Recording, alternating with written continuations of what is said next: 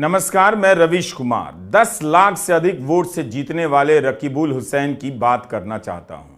आखिर इस उम्मीदवार में ऐसा क्या है जिसे असम के धुबरी की जनता ने 10,12,476 वोटों से जिताया है। 10 लाख से जीत के दावे तो प्रधानमंत्री मोदी के लिए किए जा रहे थे। वाराणसी के अखबारों में आपको मुख्यमंत्री योगी आदित्यनाथ और तमाम मंत्रियों के बयान मिल जाएंगे कि इस बार मोदी को 10 लाख वोटों से जिताना है, लेकिन प्रधानमंत्री मोदी जीते मात्र 1.5 लाख वोटों से। हम रकीबुल हुसैन के बारे में बात करना चाहते हैं। चुनाव के दौरान ना देखा हो तो अब देख लीजिए। कांग्रेस के उम्मीदवार रकीबुल हुसैन ब्रह्मपुत्र नदी में नाव से प्रचार करने निकले हैं। सामने से गुजरती नाव लोगों से भरी हुई है। रकीबुल अपनी नाव से उनका अभिवादन करते हैं। धुबरी काफी बड़ा लोकसभा क्षेत्र है। यहाँ एक पंचायत से दूसरी पंचायत में प्रचार के लिए नाव से जाना पड़ता है। क्या आपने गोदी चैनलों पर चुनावी कवरेज के दौरान रकीबुल हुसैन को प्रचार करते देखा था? हमारे देश में एक से एक नेता हैं, मगर 10 साल से गोदी मीडिया के चैनलों पर केवल मोदी ही दिखाए जाते हैं। नतीजा यह होता है कि आपको या तो पता नहीं चलता या देर से पता चलता है कि कोई रकीबुल हुसैन जैसा है जो 10 लाख वोट से जीतने की क्षमता रखते हैं। इंदौर में बीजेपी के उम्मीदवार शंकर लालवाणी को 11,72,000 वोट मिले हैं, मगर यहां से कांग्रेस के उम्मीदवार ने अपनी दावेदारी वापस ले ली थी। इंदौर में 2 लाख से अधिक नोटा पड़ा है। आमने सामने के चुनाव के हिसाब से देखिए तो रकीबुल हुसैन पहले नंबर पर माने जा सकते हैं। असम के धुबरी से कांग्रेस के रकीबुल हुसैन ने बदरुद्दीन अजमल को 10,12,476 वोटों से हरा दिया। धुबरी में 27 लाख मतदाता हैं। यहां मतदान 92.1% हुआ, जो तीसरे चरण तक देश में सर्वाधिक था। रकीबुल हुसैन को 60% वोट मिले हैं, 14,71,000 से अधिक, और बदरुद्दीन अजमल को 4.5 लाख। इतना फासला रहा। इस सीट पर बीजेपी एजीपी के गठबंधन को तीसरे नंबर का स्थान प्राप्त हुआ है। बदरुद्दीन अजमल की all India United democratic front AIUDF Assam की तीसरी बड़ी पार्टी है। इस बार 3 सीटों पर चुनाव लड़ी, तीनों पर हार गई। अजमल इस धुबरी की सीट से 2009 से लगातार जीतते आ रहे थे। 27 लाख मतदाताओं तक पहुंचना आसान नहीं रहा होगा। आपने कुछ देर पहले नाव से प्रचार करते देखा। यहां रकीबुल हुसैन बाइक से कर रहे हैं। हालांकि इस बार असम में कांग्रेस को 3 सीटें मिली जितनी पिछली बार थी, लेकिन डीलिमिटेशन के बाद इन्हें बरकरार रख पाना कांग्रेस के लिए चुनौती माना जा रहा था। गौरव गोगोई की जोरहाट से जीत विशेष मानी जा रही है, क्योंकि डीलिमिटेशन के चलते उन्होंने अपनी पारंपरिक सीट कालियाबोर खो दी और वे इस बार नई सीट से बीजेपी के सिटिंग सांसद तपन गोगोई के खिलाफ चुनाव लड़ रहे थे। असम के मुख्यमंत्री हिमंता बिस्वा शर्मा ने उनके खिलाफ बेहद आक्रामक प्रचार अभियान भी चलाया। सुप्रीम कोर्ट में डीलिमिटेशन के खिलाफ याचिका दायर है। जिस धुबरी से रकीबुल हुसैन चुनाव लड़ रहे थे वो उनका गृह क्षेत्र नहीं है, घर नहीं है। यहां से 300 किलोमीटर दूर सामागुरी से विधायक रहे हैं। रकीबुल हुसैन ने 2001 से विधायकी का चुनाव लड़ना शुरू किया। पहली बार में ही जीत गए, उसके बाद से कभी नहीं हारे। 5 बार विधायक रह चुके हैं और इस समय असम विधानसभा में कांग्रेस के उपनेता भी हैं।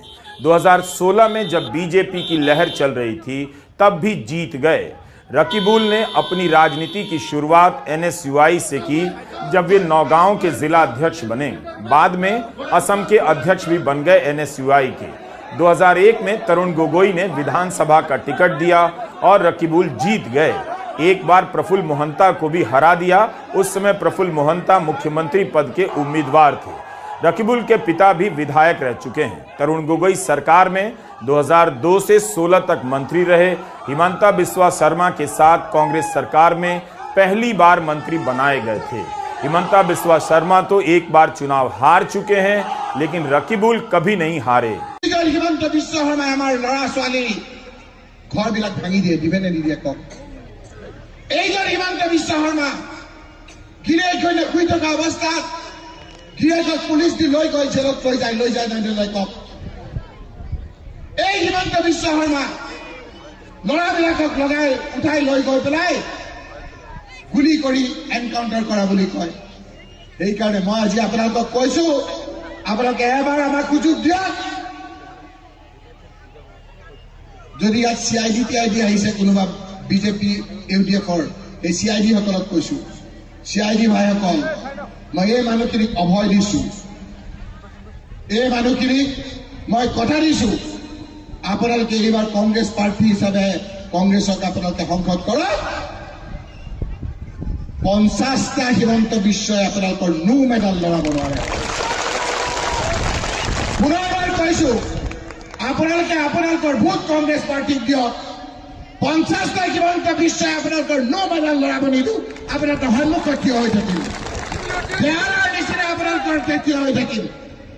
हिमंता बिस्वा शर्मा ने तो यह भी दावा किया था कि गौरव गोगोई चुनाव नहीं जीत पाएंगे, मगर गौरव जीत गए। लेकिन रकीबुल को 10 लाख से अधिक वोट मिला है। असम की राजनीति में क्या कोई नया नेता उभर कर आ रहा है? कई बार यह बात रहस्य की तरह लगती है कि आखिर राजनीति में कोई नेता क्या करता है कि वो मीडिया में भी नहीं आता, लेकिन जनता के बीच उसकी जड़ें गहरी होती हैं। मोदी दौर में यह फॉर्मूला बना दिया गया कि बिना टीवी की राजनीति नहीं कर सकते, लेकिन मुख्यमंत्री पद से हटने के बाद शिवराज सिंह चौहान भी मीडिया से दूर हो गए। खुद को विदिशा में इतना खपा दिया कि 8,21,000 वोटों से जीत गए। अमित शाह की चर्चा है, वे 7,44,000 वोट से जीते, लेकिन उनसे भी ज्यादा वोटों से जीते हैं CR पाटिल। और इन सभी के गुरु नरेंद्र मोदी केवल 1.5 लाख वोट से जीते। गुना से ज्योतिरादित्य सिंधिया 5,40,000 वोट से जीते हैं। लेकिन इन सब में रकीबुल हुसैन की जीत बड़ी है। असम के दूर दराज इलाके से आते हैं, इसलिए मीडिया शायद ही उन तक पहुंचे।